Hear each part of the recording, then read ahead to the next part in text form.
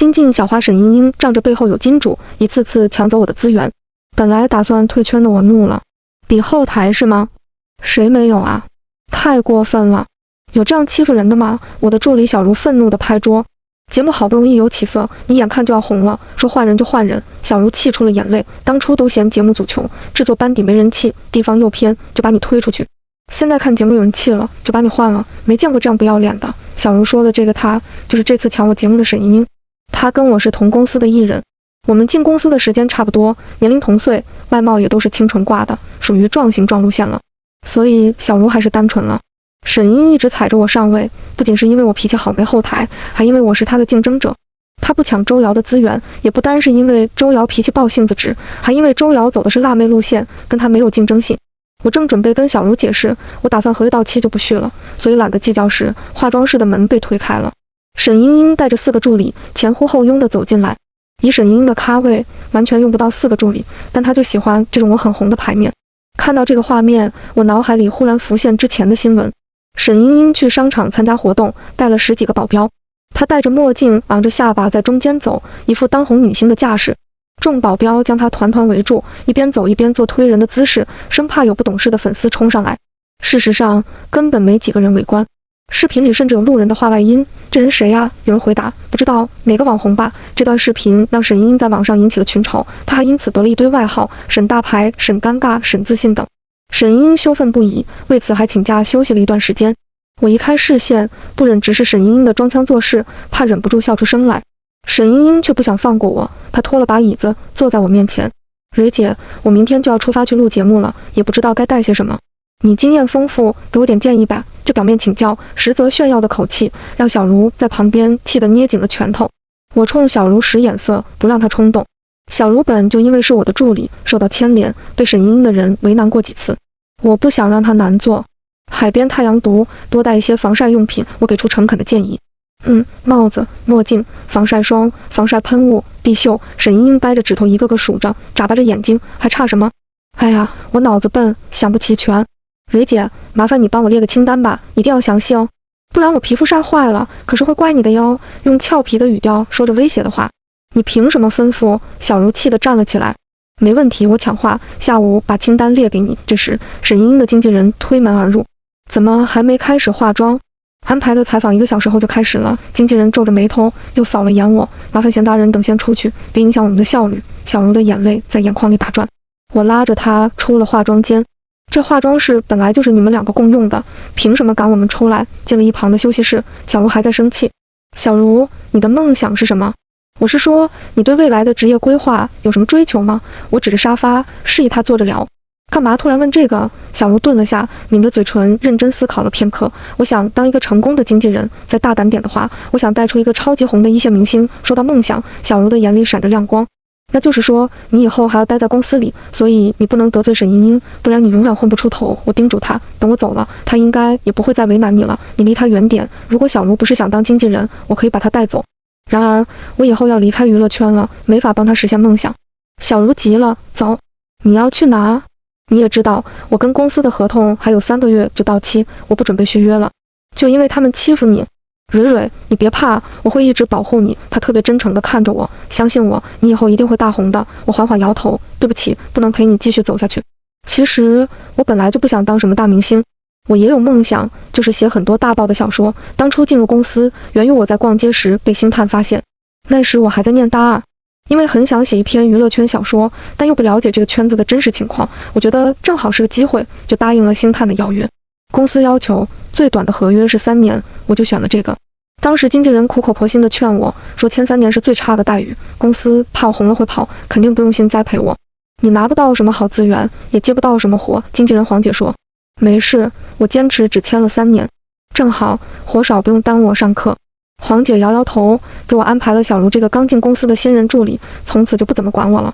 确定要退圈了？小茹认真问我。我点头。你知道吗？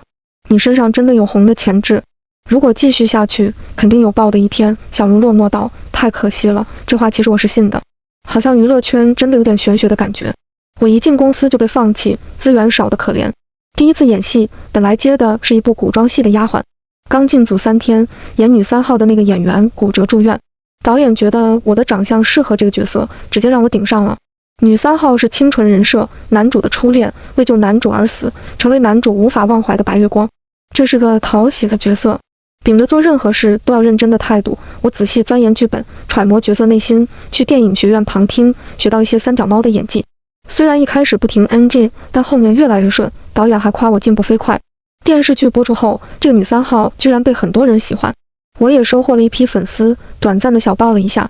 而跟我同时进公司的沈茵茵抱上金主的大腿，第一部戏直接女主角。虽然是网剧，但投资不错，制作团队也小有名气。金主对沈茵茵还算有诚意，但剧播出后直接扑街，连水花都没溅起。因为我的名气由广告商和综艺找来，公司背后操作，几个好的资源都被沈茵茵截胡了。其中有个电影角色，本来是之前合作的导演推荐的，也被沈茵茵抢走了。那部电影是大制作，虽然沈茵茵的戏份只有几分钟，但电影票房大爆，她也沾到光，刷了一波名气。尝到甜头后，她更加热衷于抢我的资源了。神奇之处就在于，我拿的都是她挑剩的资源，不论是剧还是综艺或是广告，但每次都出人意料的反响不错。而沈茵茵费尽心思抢走的资源，却总是反响平平。这次也一样，去海边拍摄的慢综艺，主要就是做家务。但海边太阳毒，很容易晒伤，偶尔还要顶着太阳去田里干活，制作团队也没名气。这个节目沈茵茵都没眼瞅，其他艺人也不愿意接，最后落到了我头上。可是综艺只播出了3期，收视一期比一期高，最后竟成了同期收视率最高的节目，微博话题也跟着爆。参加节目的几个艺人名气随之大增，沈茵茵眼红了，我的节目被抢走了。进入娱乐圈，我更多的是抱着搜集素材、了解背景的姿态，压根没想着红。我一直很佛性，做好了离开的打算，对于资源被抢也不甚在意。唯一觉得对不起的就是小茹，她对我抱有很大的期望，终究是要让她失望了。小茹了解了我的决心，也不再强求，抱了抱我说尊重我的意见。下午，我抽时间写好了沈茵要的物品清单，让小茹拿去给她。小茹却哭着跑回来，太过分了，他们竟然把你的化妆桌搬了出来，挪到旁边的小黑屋里。说什么沈茵级别升了，现在需要专属化妆间。小茹愤愤不平，她升什么级别？公司领导都是眼瞎吗？她流量明明不如你，我和沈茵差不多同时进公司，发展也差不多，两人一直共用同一化妆间。算了，领导都知道我不准备续约了，以后也不需要化妆间了。我安慰小茹，反正现在没事，我请你出去吃大餐吧。我和小茹正准备出门，经纪人黄姐打来电话，来我办公室。进了黄姐办公室，她将一叠资料放在桌上，手指轻扣桌子。看看这个，我拿起来看，是一档综艺节目的介绍。恋爱综艺，我大概扫了一眼。你了解下，下周去参加，合同等下发你。他言简意赅。可是黄姐，我合同都快到期了，公司现在还给我接活，不是应该放任不管的吗？黄姐表情冷漠，你也说了是快到期，这不还没到期吗？一天没解约，你就还是公司的人，得服从公司的安排。我思忖片刻，点了点头。好，不就是一个恋爱综艺吗？我去就是了。就当是为小说积累素材，我就知道好活肯定轮不到我。仔细看了资料，我大概了解了这个综艺的形式，也不知道是哪个鬼才导演想的主意，居然让4对男女去村里谈恋爱，每次都要连续录制10天，休息1个星期后再接着录制下一个10天。录制期间，所有嘉宾没收一切通讯设备，禁止和外界联系，沉浸式体验乡村生活。怪不得没人肯接呢，导演的名字听都没听过，录制时间又长，要连续在村里住10天，做艺人的一般都不愿意吃这个苦。综艺的名字也一言难尽，叫我在村里谈恋爱。参加录制的一共8人，4名女性都是艺人，4名男性都是素人。我估摸着来录节目的基本都是被自家公司放弃的人，跟我差不多。节目录制前有1周的空闲时间，我回了趟家。奶奶，我飞扑向满脸笑容的老太太怀里。你这丫头都多久没回来看奶奶啦？老太太点着我的额头。也没多久呀，就10来天吧。就10来天，你们听听，这狠心的丫头。我妈和大嫂在旁边笑。听说我回来了，晚上我爸和3个哥哥都回来吃晚饭。我妈指责小哥，臭小子，也没个正经工作，还整天不着家，也就你妹妹回来，我们才能见您尊容一面。小哥笑眯眯，那是蕊蕊可是咱家团宠。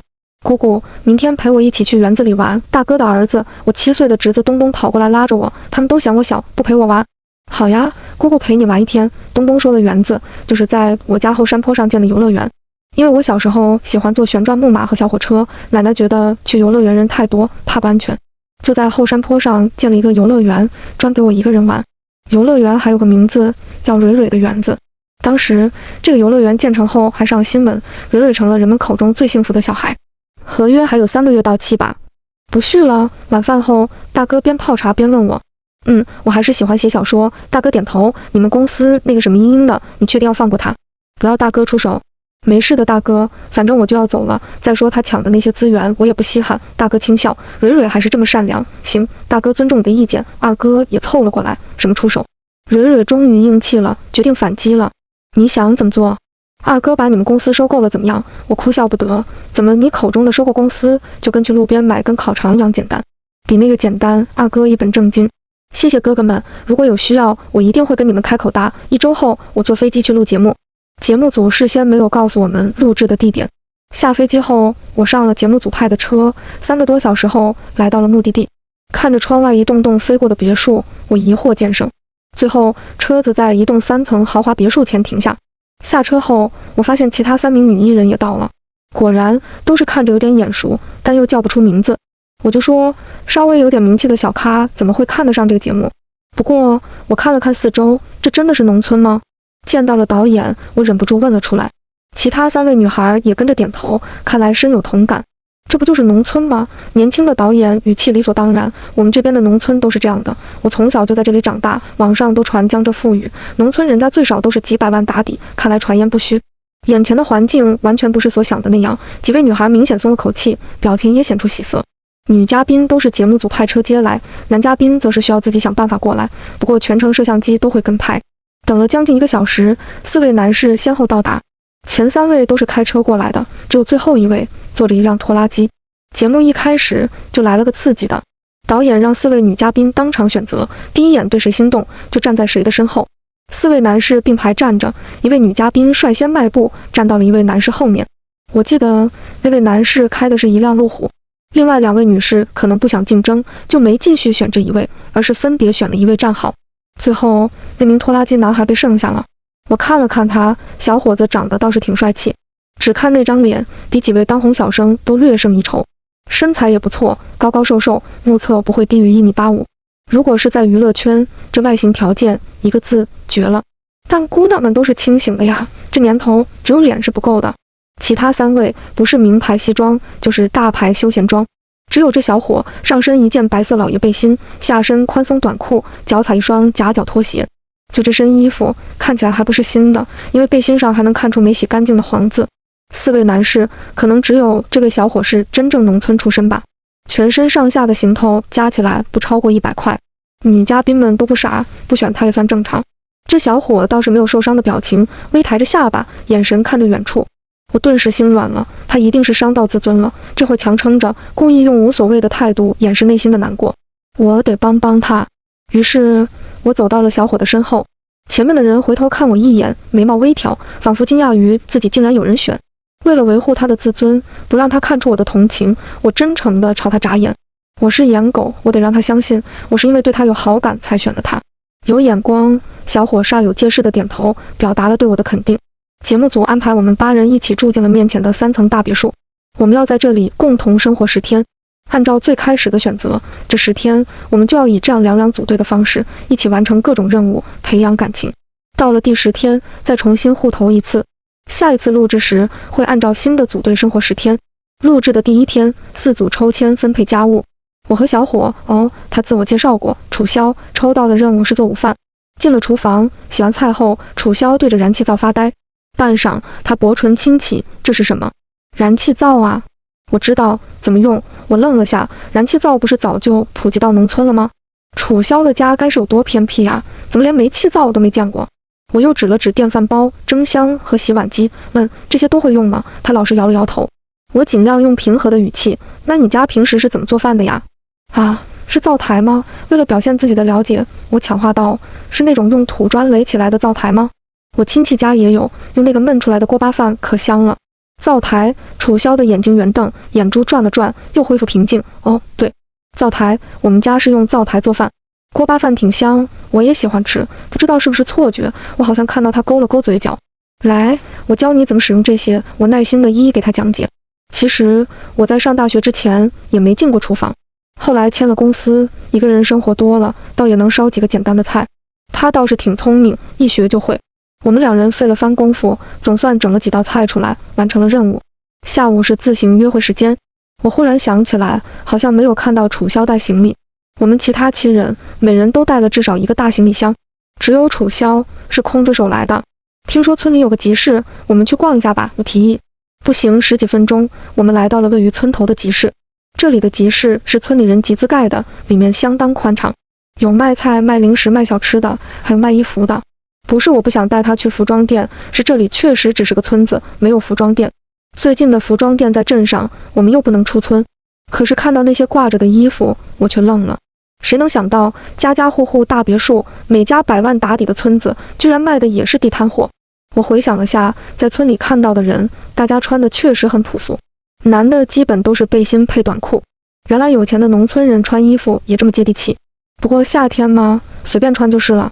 我偶尔也会在网上买几10块的短袖穿。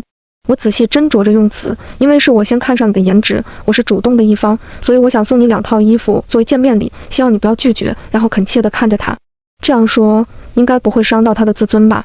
小伙子也真是可怜，就只有1套衣服，晚上洗了，第2天还要接着穿，怪不得衣服上还有污渍呢，这是连1套备用的都没有啊。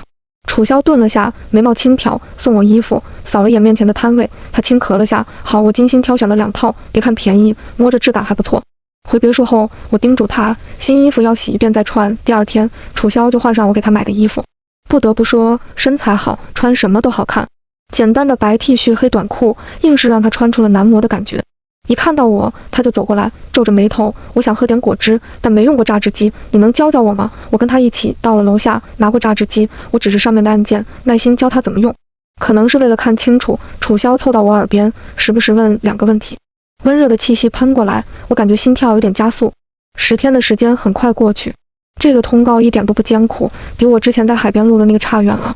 每天就是跟小组对象约个会，培养下感情，几个人在一起玩游戏、做任务，甚至我们每天还有时间午睡，又轻松又能挣钱，相信来的每个人都觉得自己赚到了。随着每天的相处，我跟楚萧越来越熟悉了。到后来每次比赛玩游戏，我们2个都是第1名，默契100%。不过我们的了解只限于节目中，因为到现在我都不清楚他的真实身份，在哪里上的学，工作是什么等。节目组规定不能问这些私人信息。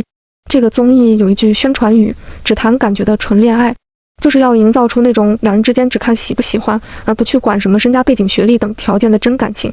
所以我们的聊天都是有限制的，可以问对方的兴趣爱好，但不能问大学专业和毕业院校；可以问对方去过哪里，但不能问对方家住哪里；可以问对方工作多久了，但不能问工作是什么；可以问朋友多不多，但不能问家里有什么兄弟姐妹。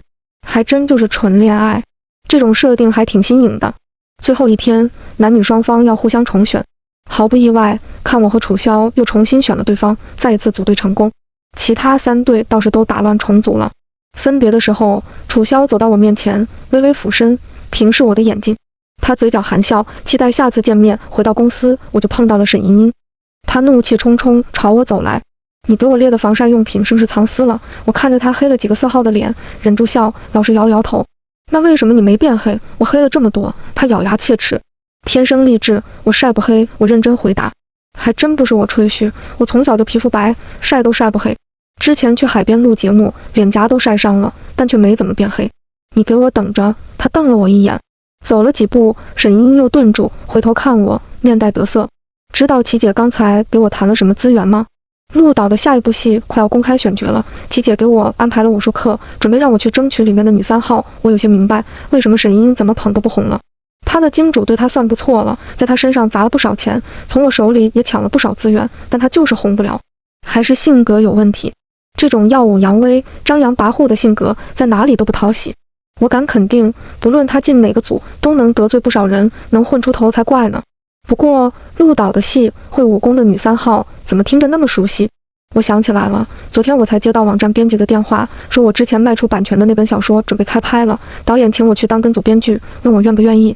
我还很吃惊，我的小说居然被大名鼎鼎的陆导看上了，而且小说中正好有个会武功的魔教圣女，算是女3号。这要巧，沈茵打算去争取的不会是这部电影吧？海边慢综艺是每周末去录2天。在我准备出发录制下一期恋爱综艺时，沈茵录的那期节目上线了。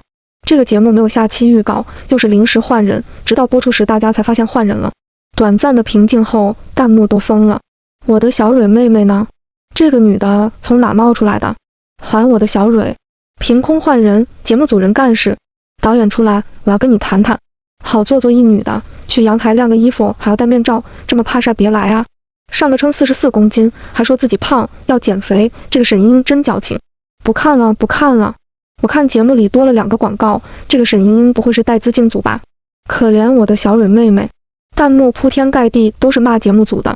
这个综艺自开播以来，风评一直都很好，收视率也在节节攀升，眼看就要大爆，因为换了人，口碑断崖式下跌。到节目后半段，观众大量流失，这期节目成为开播以来收视率最低的一期。我将节目完整看了一遍，沈英的表现确实挺挨骂的。整期下来，她基本没干什么活。因为要下地的是，她还跟其他嘉宾吵了一架。只要出门，她就全副武装，将自己包裹得严严实实，生怕被晒到一点。但包裹起来就看不到她的脸了，所以她后来就拒绝出门，只肯待在屋里。看到她这么招人厌，网上全是骂她的，我就放心了。抢了资源都不会好好利用，跟这种脑袋空空的人也没什么好计较的。这种人注定在娱乐圈走不长。对于过去他对我做的那些事，我也不想浪费感情去耿耿于怀了。新一期的恋爱综艺很快又开拍了。一进村里，看到楚萧，我就笑了出来。不知道为什么，看到他心情就会变好。他还是没带行李箱，就只背了个背包，身上穿着我给他买的那套衣服。我不了解楚萧的身世背景，我想他家里虽然贫穷，但肯定是靠自己的能力考上大学了的，因为他懂得很多。跟他聊天的时候，我发现他的知识面很广。他懂计算机编程，对时政新闻也很了解，在金融证券方面也是侃侃而谈。他喜欢打篮球，对 NBA 各个球星如数家珍。他还会弹吉他，唱歌也很好听。对了，他还会打游戏，市面上各个火爆的游戏他都玩得不错，还说以后要在峡谷带飞我。和他聊天很快乐，他很会照顾人的情绪。更重要的一点是，别人说话时他都会听得很专注，让人感觉到被尊重。他礼貌、谦虚、乖巧，是个开朗的阳光大男孩。很愉快地相处了10天，录制又要结束了，我竟然生出一丝依依不舍的感觉。跟大家宣布一件事啊，上次录制的10天已经剪出了第1期节目，昨天晚上上线了。播出效果，导演停顿了一下，非常好，太棒了！其他几个嘉宾喜形于色，我也挺开心。这是我离开娱乐圈最后一个节目了，我也希望能画个不错的句号。和楚萧挥手告别的时候，他似乎在走神。你怎么回事？自从刚才导演说话，你就开始发呆。楚萧抿了抿嘴唇，眼神游移，就是不看我。他轻咳了下，如果你发现朋友对你说了点小谎，你会原谅他吗？我看他就转头，我跟过去继续看，他继续转圈，说你骗了我什么？我瞪着他，表情严肃。楚萧心虚地低着头，你看了节目就知道了。拿到手机，回去的路上我就把节目看了。我终于知道楚萧说的骗我是怎么回事了，也明白他为什么心虚的不敢看我了。哼，这大骗子！什么农村出身的穷小伙，分明是大少爷。不同于女嘉宾，拍摄从出机场开始，对于男嘉宾的拍摄是从家里就开始了。当摄像机出现在楚萧家小区外时，观众都倒抽一口冷气。楚萧家住在传说中的杨树大院，这个小区位于帝都3环，周边知名高校学府云集，医院、商城等步行可抵达。据说里面的房子均价上亿，真正的顶级豪宅。当摄像机在小区里穿行时，我在镜头里好像看到了我家。是的，我家在这里也有一套房子。以前为了我上学方便，爸妈特意在这里买的。初中、高中那几年，家里人都陪着我住在这里。上大学后，我坚持住宿舍，后来又签了公司，在外面的时间多了，家人才又搬回了老宅。没想到我跟楚萧还是邻居。楚萧家是500多平的大平层，装修是以实木为主的低调奢华风。镜头闪过客厅侧面的一个博古架，有识货的观众发现上面摆放的都是货真价实的古董，有几个在拍卖行拍出了天价。这哪是什么博古架，这上面摆放的是一栋栋的房子啊！有观众评论。更让大家吃惊的是，这套房子就楚萧一个人居住，是我爸妈送我的成人礼物。镜头前的楚萧是这样说的。从这里开始，弹幕开始歪了。少爷，老奴终于找到你了。好的，少爷，能让我看下保姆间吗？我想知道我以后的工作环境。少爷缺家政阿姨吗？一本毕业英语过6级的那种。看到这些文字，我心里只有哈哈哈哈，太乐了。准备出发，楚萧来到车库，一水的豪车再一次震惊了观众。弹幕又开始不正经了。少爷，那辆宝马是不是给我买菜用的？楚萧选了一辆奔驰大 G 作为座驾去参加节目。我纳闷了，为什么他最后是坐着拖拉机出场的？节目继续播放。当快到目的地时，经过一个小县城，楚萧把车停在路边去上厕所，回来就发现车子前面被蹭到一块漆。可能是对车子有完美情节，楚萧再不肯开这车了，打电话给朋友，让人帮忙来把车子开回去。他独自拖着行李箱，在手机上叫了一辆车，继续前行。不幸的是，半路上手机突然没了信号，不能导航了。司机凭着印象开了一段，越开越偏僻，后来面前出现一条泥巴路，车子掉头到了大马路上，司机把楚萧放在路边，说这单生意不做了，把钱退给他，直接跑了。节目组为了效果也不肯帮忙，就在一旁等着，让楚萧自己想办法。楚萧站在路边伸手拦车，没有一辆车停下。最后一辆拖拉机停了下来。楚萧说了录节目的村民，问老伯能不能帮忙把他送到，他可以出钱。老伯乐呵呵地说可以，我知道有条近路可以省半个小时呢，我们从那里走吧。老伯所谓的近路越走越窄，后来变得杂草丛生。咦，我记得上次从这走路还很平坦啊。老伯纳闷，上次是什么时候？楚萧问。5年还是6年前来着？老伯皱着眉头。楚萧叹了口气，不说话了。咯噔，拖拉机猛然一个抖动，坐在车厢边上的楚萧晃了晃，掉落到地上。原来路中间有一个水坑，老伯光顾着聊天，连路都不看。现在拖拉机陷在坑里不动了。更惨的是，楚萧直接摔进了水坑里，他还没来得及站起身，行李箱也跟着掉落下来。两人好不容易才把拖拉机推出水坑。看着浑身湿透的楚萧，老伯有些愧疚。我这还有套衣服，你拿去换吧。老伯从座位下掏出一个塑料袋，强调道：干净的。于是楚萧就换上那套背心短裤，因为鞋子也湿了，他把老伯的夹脚拖鞋也穿走了。老伯不嫌弃地把他的湿运动鞋穿上。终于到达目的地，进村的时候，路边有个大垃圾站。楚萧看着渗进水把衣服全部打湿的行李箱，让老伯停了一下，拎着箱子就扔进了垃圾站。哎，干嘛扔了呀？老伯又跑去把箱子捡回来，不要了。那我拿回家了呀。这就是楚萧一路上发生的事，所以他会以那样的形象和方式出现。众人还以为他就是穷的连一套多余的衣服都买不起的小伙，真是好大一个误会。而节目组可能是为了效果，也不解释，就将错就错了。初次见面，我为了维护楚萧的自尊心，说了句我是颜狗，弹幕一片欢乐的哈哈哈哈，神 TM 颜狗哈哈，同道中人啊，谁还不是个颜狗呢？楚少爷这颜我可以。苏蕊太好笑了，那尽力收敛同情的表情是用尽了毕生的演技吧。当节目播放到我问楚萧家里是怎么做饭的，他回答了一个啊字就被我打断，我才明白原来他是想说阿姨。大少爷肯定从没下过厨，不会用厨房用具也很正常。其实这样看来也不是人家楚萧故意想骗我，是我先入为主，主观臆断，强行脑补。当楚萧让我教他使用榨汁机时，弹幕又疯了。靠，少爷是个心机 boy，就是想跟人家蕊姐姐近距离接触吧，瞧瞧那暗自得逞的眼神。没想到你是这样的少爷，茶里茶气啊，磕死我了。装贫穷博同情的心机少爷 vs 傻乎乎单纯善良的小明星，太甜了，我看好这对。弹幕一水的磕 CP 内容，看着看着我竟然莫名脸红了。这个综艺只出了1期，但效果出奇好，其中有很多可看内容，比如不食人间烟火，以为所有农村都是大别墅的导演，比如我在村里谈恋爱这个奇葩的名字，比如每一对组合都在认真培养感情，没有勾心斗角的剧本，比如装穷的楚萧，比如小心翼翼照顾别人自尊心的我。在第1期的视频结尾处，弹幕铺天盖地都是催更的。这个节目火了，火意味着关注度高。很快，节目中4位素人男嘉宾的身份都被扒出来了。最让人惊掉下巴的是楚萧，大家知道他有钱，但没想到这么有钱。楚萧竟然是楚氏集团的独子，唯一继承人。楚萧的父亲徘徊在全国富豪排行榜前3，网络上一堆人追着喊爸爸。原来少爷竟是自家兄弟，网友们调侃道。与我在村里谈恋爱的火相对应的是沈英那档海边综艺的人气口碑双重下跌。沈英录制的节目播出2期后，因为迎来了一片骂声，他气得不肯再去了。违约金当然是金主替他赔。那档综艺的导演打电话给我，小心翼翼问我能不能再回去录节目，我一口拒绝了。当他因为别人追加投资放弃了我，而选择了沈英英，我们之间的合作就结束了。我能理解他的逐利，但没办法继续相处了。后来导演又找了个新人去参加节目，替补了沈英的位置，但节目再也没起色过了，录制了几期就匆匆结束。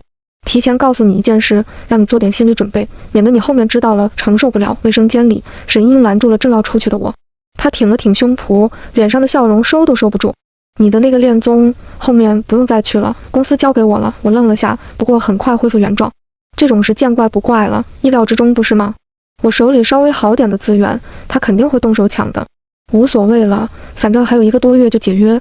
我面无表情，装什么呢？心里在偷偷哭吧？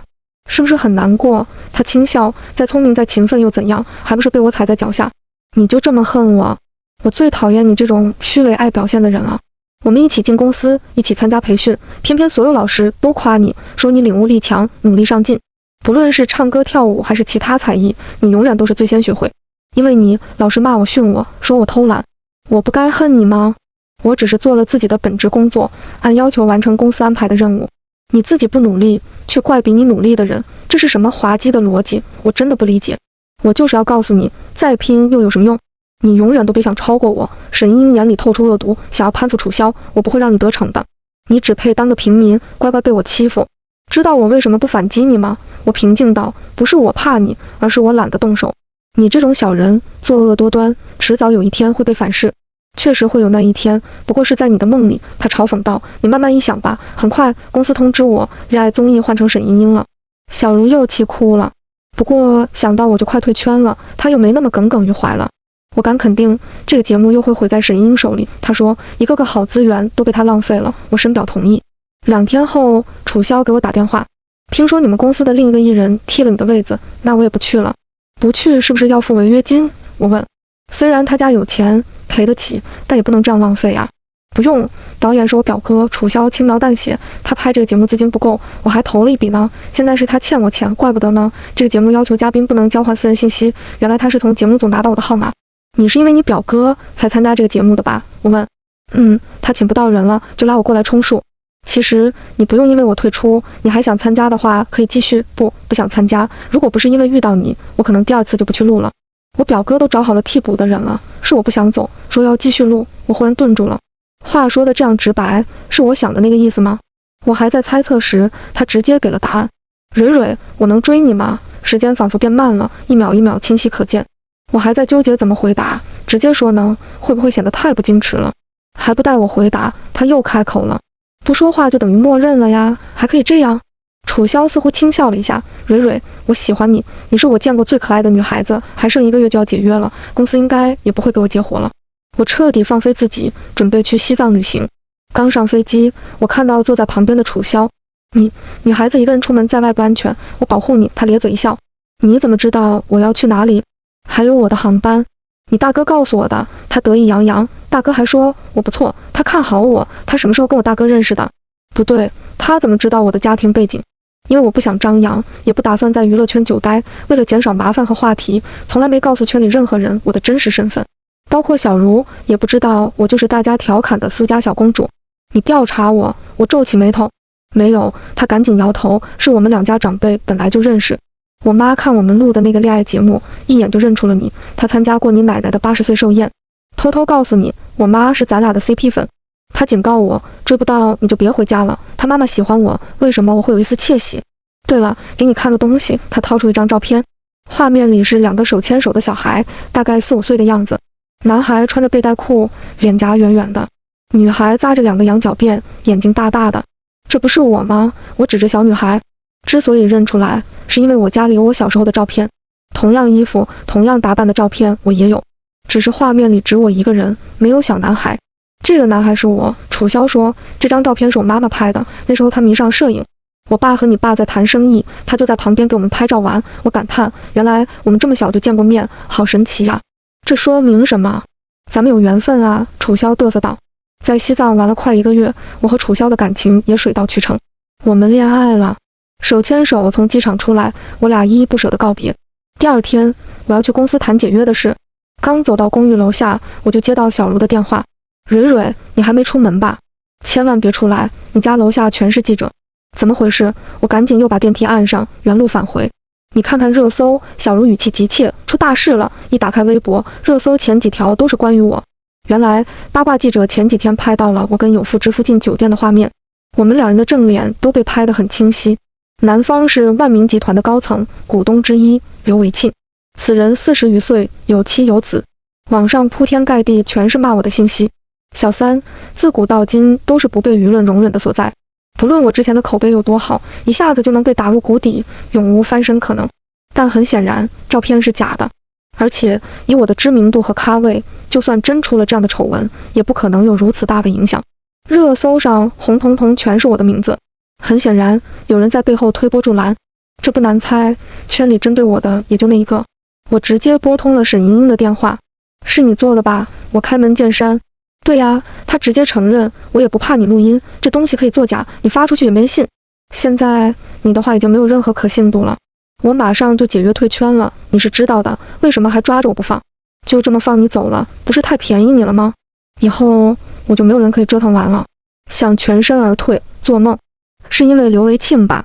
他老婆知道了他出轨的事，所以你们就把锅甩我头上。刘维庆怎么说也算是有头有面的人，这样的新闻他完全有能力压下去。现在他放任舆论发酵，只有一个可能，他老婆已经有了他出轨的确凿证据，只是还不知道女方是谁。于是他们策划了这个新闻，把沈莹莹的脸换成了我的。刘维庆本就是靠老婆起家，他老婆很厉害，我想很快我就会迎接来自他老婆的狂风暴雨。你还挺聪明的嘛，那老妖婆可不好惹，你好好感受吧。沈英得意一笑。刘维庆对你是真爱呀，宁愿自己曝光也要护着你。原来你的金主是他，万明集团的股东，怕了吧？他炫耀道。现在他们正在谈离婚的事，以后我就是刘太太了。苏蕊，你惹不起我的。我本来想安静退圈，没想到你不依不挠。沈英，你惹到我了，我不想放过你了。我淡声道。哟，还会威胁人了，我好怕呀！沈英夸张地笑起来。正如沈莹莹所说，网上现在都是我的负面消息，我说什么都没人信，仿佛垂死挣扎。所以今天的电话录音我不会发到网上，但我可以发给一个人，刘太太。网上没人信，但我相信他会有自己的判断。刚挂了沈莹莹的电话，大哥就打来了。小妹别怕，这是交给大哥处理，大哥的声音总是让人很有安全感。刘维庆真是活腻了。是的，万明集团是我家的，刘维庆是集团不大不小的一个股东。因为我不喜欢热闹的场合，商业性质的宴会基本不去参加，只有亲友出席的小型家宴我才会露面，所以刘维庆没见过我。大哥，你只用帮忙把刘维庆解决，其他事我自己处理。蕊蕊长大了。好，哥相信你。你尽管放手去做，有什么事家里给你兜着。大哥笑了下，爸妈很担心你，我来安抚他们，不让他们去找你。奶奶没看到新闻，她还不知道，放心吧。对了，你把刘维庆老婆的联系方式给我，把录音发到刘太太邮箱，很快她给我回信息了，谢谢，终于知道她护着的人是谁了。刚发邮件，电话又响了，我马上来找你。你在你们公司安排的那处公寓吗？是楚萧。你还是别过来了，楼下都是记者，为了工作方便，我住在公司安排的公寓。这里住的都是小艺人，私密性不是很好。没事，我有办法进来。他说。很快，楚萧来了。你还好吧？一进门，他就紧紧抱着我，别怕，我哪有那么脆弱？我好笑地看着他，咱俩到底谁负面新闻缠身啊？怎么你比我还憔悴？没良心的。他瞥我一眼，说正经的。八卦记者说那照片是3天前拍的，你那个时候跟我还在西藏呢。我发个微博声明一下吧。不用，直接来个痛快的。我眨眨眼，咱们开发布会吧。好，你做什么我都支持你。我发了微博，今天下午3点，一切真相将在发布会揭晓。短短10几分钟，微博评论过万。虽然大部分还是在骂我，但也有不少人表示观望，说不定会有反转。我没有通过公司，让小茹帮我联系了发布会举办事宜。下午，楚萧陪我来到发布会现场，场面比我想象的还要热闹，举着长枪短炮的记者们拥挤一堂。还不等人提问，我们先发制人。楚萧牵着我的手看向众人，苏蕊是我的女朋友，和刘维庆相比，你们觉得他会选谁？那显而易见啊，刘维庆只是万明集团的一个股东，而楚萧却是楚氏的唯一继承人。关键是楚萧年轻帅气1.8米呀。但还是有记者不死心，楚少爷才认识苏蕊多久？说不定在你之前，他先被刘维庆包养了呢。楚萧稍安勿躁，我们会把证据一一呈现给大家。随后，我和楚萧向大家展示了我们在西藏旅行1个月，昨天才返回的证据。最重要的是，在发布会召开之前，小卢帮我联系到了拍照的娱记，我花了大价钱从他手里把没 P 过的原图拿到了，将真实的照片展示出来，现场哗然，大家才终于明白，原来真正被包养的是沈茵茵。现场当然有沈英买通的记者，不服气道：“谁的照片是修过的还不一定呢。”我微笑，这2版照片，相信修图的技术人员只要稍加分析，就能发现哪些带有修改的痕迹。这时，我的手机响了，大哥的信息，微博发了。我举着话筒，从容道：“就算没有和楚萧恋爱，我也不可能被包养，因为我从小到大最不缺的就是钱。不信的话，大家去看万明集团的官方微博。”记者们现场开始翻手机，万明集团的官博刚刚发了2条微博。第1条，刘维庆持有的集团股份已卖出，此人不再是董事会成员。第2条，所有污蔑诽谤集团大小姐艾苏蕊的人，近日请查收法院传票。发布会时间很短，但掀起了轩然大波，网友们都疯了。靠，小丑竟是沈英英，这么拙劣的修图也好意思拿出来？沈小三滚出娱乐圈！刘太太，快制裁这个贱女人！等下，苏蕊是万明集团的大小姐，这是什么神逆转剧情？是蕊蕊的园子的那个蕊蕊吗？就是那个6岁生日礼物是一个游乐园的蕊蕊，那让我羡慕哭了的团宠蕊蕊。万明集团的小股东包小三竟敢把锅甩给大小姐，刘维庆是活腻了吧？老刘胆大包天啊，被踢出董事局属实不冤。楚氏大少爷和万明大小姐随便看个综艺居然能磕到这么劲爆的 CP， 这2人绝配啊！网上掀起了舆论风暴，有人因我的身份惊掉下巴，有人磕我和楚萧的糖，更多的人是在骂沈英英。1日之内，沈英英风评跌至谷底。我们公司的董事长亲自上门跟我道歉，并带来了公司的王牌经纪人，恳请我不要解约，承诺会给我签最高级别的合同，给我最好的资源，全力培养我。我拒绝了，这个圈子属实不适合我。很快，刘太太发微博称她跟刘维庆已经办完离婚手续，以后2人再无关系。楚萧告诉我，这次离婚，刘维庆没占到一点便宜。可能他对沈英英是真爱，刘太太用报复沈英英威胁他，刘维庆居然妥协了，以绝对劣势签了离婚协议。虽然我已经和公司解约，但我身后有万明集团，公司怕得罪我，再不敢捧沈英英，直接将她雪藏。但之前面试鹿岛的戏是先约好的，面试那天公司没有通知沈英英，她自己却偷偷去了，这是她唯一的机会了。她跟公司签了10年，如果这次面试不上，那以后将会有长达7年的雪藏期。如果要离开公司，必须支付天价违约金。刘维庆现在正到处筹钱，准备东山再起，已经没那个财力帮他付他这个钱了。沈英英带着忐忑的心情等着面试，终于轮到他了。陆导好，陈哥好，各位老师们好，我是沈英。正在自我介绍，忽然瞪大了眼睛，盯着坐在面试席中的我。我望着他，轻轻勾起嘴角。沈英胆子挺小。他似乎被我吓到了，面试全程磕磕巴巴，连句完整的话都说不出，表演更是一塌糊涂。很显然，他没通过。面试完后，我跟导演告别，独自来到停车场。沈英英忽然从一边窜过来：“为什么？我已经这么惨了，你为什么还不肯放过我？这是我唯一的机会，你连这都要插一脚吗？”他声泪俱下。他以为我是故意针对他，动用自家的权力才坐在了评委席。你不知道吗？这部电影原著小说的作者就是我，我受到鹿岛的邀请来做跟组编剧的。我缓缓道来。沈英英脸色煞白，像是受到了巨大打击，她后退2步，跌坐在地上。下一刻，她猛然起身，朝我爬过来，直接跪在我面前。苏蕊，我错了，求求你放过我吧。说着，她扇了自己2巴掌。我居高临下看着她，沈英英，如果我不是万明集团的大小姐，是不是就要被你欺负死了？你今天能认错，不是你真的觉得自己错了，而是你不得不向比你厉害的权势低头。转身离开时，他在身后大喊：“你怎样才能放过我？”等到有一天，你能真正意识到自己的错误，可能那一天永远不会到来。我宣布退圈，网上一片哀嚎。娱乐圈的名利，我蕊姐终究还是看不上啊。蕊姐，你回头看看我们这些嗷嗷待哺的粉丝啊，以后再看我蕊姐一面就难了。我竟然不知道自己如此受欢迎。不过网友们是怎么回事？以前都叫我小蕊妹妹，现在一口一个蕊姐。我有那么老吗？说是退圈，但也没全退。大哥竟然买了一家娱乐公司送给我，说是专门经营我的小说版权业务，顺带签一些艺人。这些我都可以随便挑。小茹咽了咽口水，我点头。蕊蕊，我太爱你啦！小茹猛地扑过来抱住我。我让小茹辞职了，直接来我公司。刚签了一批练习生，我让他选好苗子带。他在看人方面颇有独到的眼光，希望有一天他能实现自己的愿望，带出一线明星，成为王牌经纪人。我和楚萧结婚后没多久，刘维庆因违法集资入狱了。他对沈英英是真爱，为了他放弃了那么多财产，而沈英英对他却并不是同等的心态，他从来没想过要嫁给刘维庆。他离婚后就没钱没权了，沈英很快离开了他，转头去找新的金主。那些男人对他也就是戏耍的心态，从没有要认真帮他。沈英辗转在各个男人之间，再也没踏入娱乐圈一步。最后，她沦落成了酒吧舞女，每天对客人陪笑，连愿意包养她的人都找不到了。